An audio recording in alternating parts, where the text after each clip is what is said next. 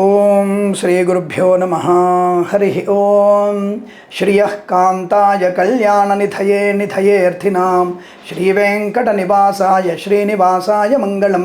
మంగళం కౌసలేంద్రాయ మహనీయ గుణాత్మనే చక్రవర్తి తనూజాయ సార్వభౌమాయ మంగళం. అందరికీ నమస్కారం. మనందరం కూడా ఈరోజు తొలి ఏకాదశి పండగ పర్వదినాన్ని జరుపుకుంటున్నాం. వైష్ణవ దేవాలయాలన్నీ కూడా క్రిక్కిరిసిపోయినాయి. దాదాపుగా అన్ని దేవాలయాల్లో భక్తులందరూ కూడా విశేషమైనటువంటి స్వామివారి యొక్క అనుగ్రహాన్ని పొందుకుంటూ స్వామివారి యొక్క కృపా కటాక్షల కొరకు స్వామివారిని అందరూ కూడా పూజిస్తున్నారు. అభిషేకాలన్నీ అయిపోతున్నాయి. అలాగే మరి తొలి ఏకాదశి అయిపోయింది కదా స్వామి, మరి తదుపరి ద్వాదశి రోజున ఏమిటి విశేషం ఏమిటి అని అడిగితే, అంటే 18వ తేదీ గురువారం రోజున మనందరము కూడా తప్పకుండా ఆ స్వామి వారి యొక్క అనుగ్రహాన్ని పొందుకోవడానికి మకర కుంభ మీన రాశుల వారు, అలాగే మిథునము కన్యా రాశుల వారు, కన్యా తుల ధనుస్సు రాశుల వారు తప్పకుండా చేయవలసినటువంటి కొన్ని పనులు ఉన్నాయి. అవేమిటంటే, మీరందరూ కూడా బీద విద్యార్థులకి దాన ధర్మాదులు చేసేటువంటి ప్రయత్నాన్ని చేయాలి. బీద విద్యార్థులకి పుస్తకాలు కానీ, అలాగే బ్యాగులు కానీ, చెప్పులు కానీ వారికి కానుకగా ఇచ్చే ప్రయత్నం చేయాలి. ఎందుకంటే ఈ రోజున అటువంటి దానం వల్ల ఎవరెవరైతే విద్యార్థులకి విద్యలో ఆటంకాలు వస్తున్నాయో, నువ్వు బీటెక్ చదువు, ఎంటెక్ చదువు, ఎంబీబీఎస్ చదువు, దానికి ఎటువంటి ఇబ్బంది లేదు. విద్యలో ఆటంకాలు వస్తాయి అనుకున్నప్పుడు ఇటువంటి పర్వదిన సంబంధమైనటువంటి, ఎందుకంటే బుధవారం తొలి ఏకాదశి అయిపోతుంది, అలాగే ద్వాదశి రోజున గురువారం రోజున మనందరము కూడా తప్పకుండా ఈ యొక్క విద్యా సంబంధ ఆటంకాలు ఉన్న వాళ్ళందరూ, మీరందరూ కూడా తప్పకుండా ఈ పుస్తకాలు, నోట్ పుస్తకాలు లేదా టెక్స్ట్ బుక్స్ కానీ, బ్యాగులు కానీ, ఆ పిల్లలకి చెప్పులు కానీ, షూస్ కానీ కానుకగా ఇవ్వడం వల్ల అద్భుతమైనటువంటి విద్యా సంపన్నత మీ సొంతం అవుతుంది. ఈ విషయాన్ని మర్చిపోవద్దు. ఇదేమీ మూఢనమ్మకం కాదు. మనం ఒక 10 రూపాయలు ఇస్తే భగవంతుడు మనకి 100 రూపాయలు ఇచ్చే అవకాశం. కానీ ఇక్కడ దానంగా ఇవ్వకూడదు పిల్లలకి, ఎందుకంటే పిల్లలు ప్రత్యక్ష దేవతలు, దేవుళ్ళు వాళ్ళు. కాబట్టి వాళ్ళకి మనం కానుకగా మాత్రమే సమర్పించాలి. అటువంటి కానుకగా సమర్పించిన తర్వాత ఆ పిల్లలు పడే సంతోషము కనులారా మీరు చూడడం వల్ల ఆనందాన్ని పొందుకుంటారు.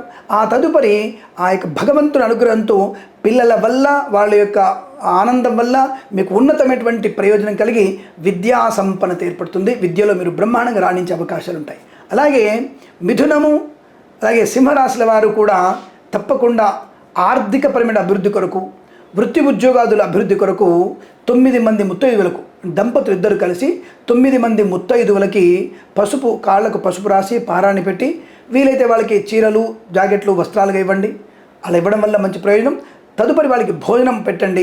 ఒకవేళ భోజనం పెట్టేటువంటి సదుపాయం మీకు లేకపోయినట్టయితే తప్పకుండా మీకు వారికి స్వయం పాకం, పప్పు, ఉప్పు, మిరపకాయలు, బియ్యం అవన్నీ కూడా 9 మంది ముత్తైదువులకి తప్పకుండా దానం చేయడం వల్ల మనకి వృత్తి ఉద్యోగాదుల్లో ఆరోగ్యపరమైనటువంటి అభివృద్ధి కూడా పొందుకునే అవకాశాలు ఖచ్చితంగా ఉంటాయి. ఇందులో సందేహం లేదు. ఇక ధనవృద్ధి పొందడానికి వృషభము, వృశ్చిక రాశి వారు కూడా తప్పనిసరిగా మీరు చేయాల్సిన పనులు, మీరు ఎట్టి పరిస్థితుల్లో కూడా ఎవరికైనా సరే వస్త్రదానం చేసుకునే ప్రయత్నం ఎప్పుడు చేయాలి? తొలి ఏకాదశి మరునాడు తప్పకుండా గురువారం రోజున ఈ యొక్క దాన ధర్మాదులు, ఈ యొక్క పూజాధికారులు చేసుకోవాలి. అలాగే ఈ రోజున మీరు ద్వాదశి రోజున తప్పకుండా ఒక బ్రాహ్మణుడికి పాలు, పెరుగు కూడా దానంగా ఇచ్చే ప్రయత్నాన్ని చేస్తే ఈ యొక్క ఏకాదశి నక్తము అంటే ఉపవాసం అంటారు. నక్తము అంటే నిరాహార దీక్ష తప్పకుండా స్వామివారి అనుగ్రహంతో పూర్తి చేసుకొని ద్వాదశి రోజున ఇటువంటివి మనం దానము, అలాగే పూజాధికారులు చేసినట్టయితే అనుకూలమైన శుభ పరిణామాలు పొందుకునే అవకాశం ఉంటుంది. అద్భుతమైనటువంటి ఆర్థిక లావాదేవీల విశేషాలు, శత్రునాశనాన్ని పొందుకునేటువంటి అవకాశం కూడా ఉంటుంది. మరి గురువుగారు ఏ సమయంలో చేయాలి? ఈ ద్వాదశి ఉపవాస దీక్ష విరమణ అంటే నిరాహార దీక్ష విరమణ అనేది 11 నుంచి 12 గంటల మధ్యలో ద్వాదశి ఘడియలోనే చేయాలి. మన ఇంటికి ద్వాదశి గడియలో ఎవరు వచ్చినా ఇంటికి వారికి కాళ్ళు కడిగి విష్ణు స్వరూపంగా భావించి వారికి అన్నం పెట్టి ఆ తదుపరి దంపతులిద్దరూ కూడా భోజనం చేయాలి. అలా చేస్తేనే ద్వాదశి నిరాహార దీక్ష అంటే నక్తము ఉన్నటువంటి దీక్ష సుసంపన్నమవుతుంది. విష్ణుమూర్తి యొక్క అనుగ్రహాన్ని పొందుకునే అవకాశం కూడా ఉంటుంది. అందుకే ఆషాఢ మాసంలో వచ్చేటువంటి పండుగలు అనేకం. ఎందుకంటే మనకి కొన్ని ప్రాంతాల్లో, తెలంగాణ ప్రాంతాల్లో బోనాల ఉత్సవం జరుగుతోంది, అంగరంగ వైభవం జరుగుతోంది. ప్రతి చోట ఉత్సవమూర్తులని బోనం తీసుకొని అమ్మవారికి సమర్పణ చేస్తూ ఆడపిల్లలు ముత్తైదువలు అనేక మంది పోతురాజులు వీళ్ళు జరుగుతున్నాయి. అటువంటి ఆషాఢ మాసంలో పూరి జగన్నాథ స్వామి రథోత్సవాలు, అదే సమయంలో తొలి ఏకాదశి పండుగ, ఇలా ప్రతి చోట మనకి వసంతోత్సవంలాగా కన్నుల నిండా పండుగ వాతావరణం. ఆడపిల్లల యొక్క అద్భుతమైనటువంటి పరికిణలు కట్టుకొని, చీరలు కట్టుకొని, అసలు నడుముకి వడ్డాణాలు కట్టుకొని ఎంత అందంగా ఒక్కొక్క ఆడపిల్ల లక్ష్మీదేవి రూపంలో ఉంది. అటువంటిది. అలాగే రథోత్సవం, స్వామివారి పూరిలో రథోత్సవం, భాగ్యనగరంలో రథోత్సవం, ఇక అనేక చోట్లలో రథోత్సవాలు. ఇప్పుడు మన ఆంధ్రప్రదేశ్లో కూడా కొన్ని ప్రాంతాల్లో ఈ పూరి జగన్నాథ రథోత్సవం జరుగుతుంది.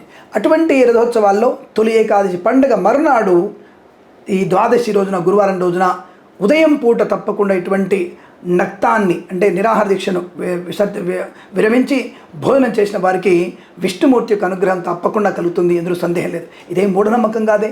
నిరాహారంగా ఉంటూ 10 మందికి అన్నమో కానుకలో ఇవన్నీ దానం ఇవ్వడం వల్ల మనకి మూఢనమ్మకమా? జన అజ్ఞాన వేదికల వాళ్ళు, మ్లేచ్ఛవాదులందరూ కూడా మన గురించి తప్పుగా మాట్లాడే ప్రయత్నం చేస్తున్నారు.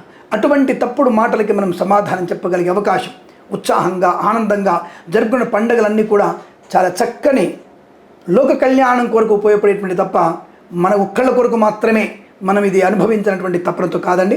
కాబట్టి సనాతన ధర్మం ఉత్తమమైనది. అటువంటి సనాతన ధర్మము ప్రతి మాసంలో ప్రతిరోజు కూడా ఒక పండుగ వాతావరణమే. ప్రతిరోజు మనకు పండుగ ఉంటుంది. 365 రోజులు కూడా ఒక పండుగలు ఉంటాయి. ఒక తిథి, విధియ, తదియ, చవితి, పంచమి, షష్ఠి, సప్తమి, ఇలా అన్ని తిథులకి మనకి పండుగలు ఉంటాయి. ఒక్కొక్క నక్షత్రానికి ఒక్కొక్క పండుగ కూడా ఉంటుంది. కాబట్టి ఇటువంటి పండుగలలో మీరందరూ కూడా పాలు పంచుకోవాలి. ఈ ఆషాఢ మాసాన్ని అద్భుతమైనటువంటి ఆనందమయ మాసంగా పెట్టుకొని రాబోయేటువంటి శ్రావణ మాసానికి మనం స్వాగతం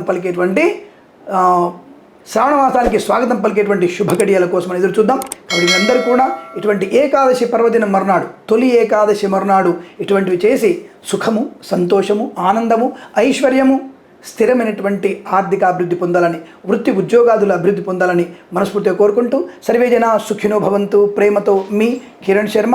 తప్పకుండా ఈ ఛానల్ని సబ్స్క్రైబ్ చేయాలని మనస్ఫూర్తిగా కోరుకుంటూ సెలవు మరి.